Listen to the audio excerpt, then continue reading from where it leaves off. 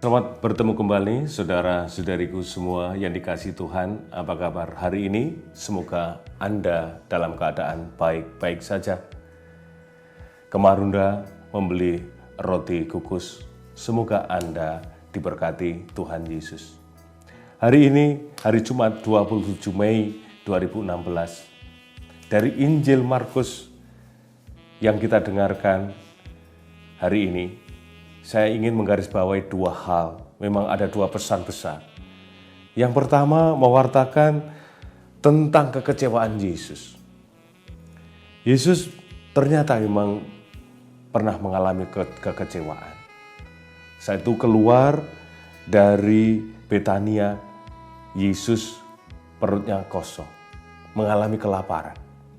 Dia melihat ada pohon ara yang sudah berdaun lebat. Harapannya dia datang ke situ untuk bisa memetik dan memakan buah dari pohon ara.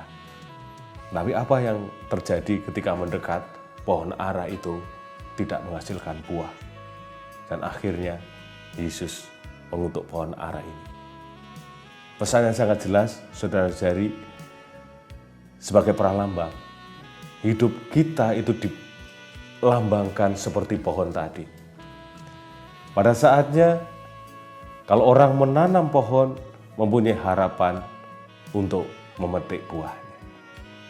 Kalau Yesus mengutus kita lahir ke dunia ini, pada saatnya hidup kita ini juga diharapkan menghasilkan buah. Buah kesabaran bagi orang yang selama ini mungkin dihadapkan pada problema hidup. Buah ketabahan, buah sukacita, buah pelayanan, pengampunan yang selama ini mungkin banyak konflik. Inilah yang diharapkan dari kita. Buah sukacita Injil yang mendatangkan kegembiraan bagi sesama.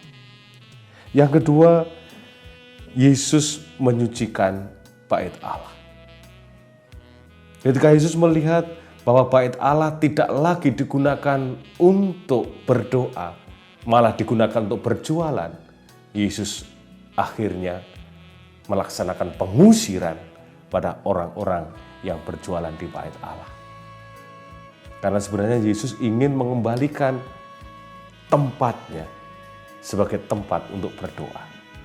Yesus tidak ingin bait Allah dijadikan pasar. Yesus tetap ingin bait Allah dijadikan untuk bertemu manusia dengan Tuhan dalam doa, dalam kebaktian, dalam ibadahnya. Saudara-saudari yang terkasih, dalam arti kecil dan spiritual, hati kita itu sebenarnya juga adalah bait Allah sendiri. Maka janganlah hati kita ini dikotori oleh banyak hal, oleh banyak perkara seperti pasar, sehingga kita sulit untuk bertemu dengan Tuhan sendiri. Oleh karena itu ajakannya, kalau Yesus membersihkan bait Allah, mari kita mohon bekerja sama dengan Tuhan Yesus akan membersihkan hati kita, di mana kita sungguh-sungguh dapat bertemu dengan Allah dalam keadaan suci, murni, dan kita sungguh dapat dekat dengan Tuhan. Semoga Tuhan memberkati karya hidup kita. Amin.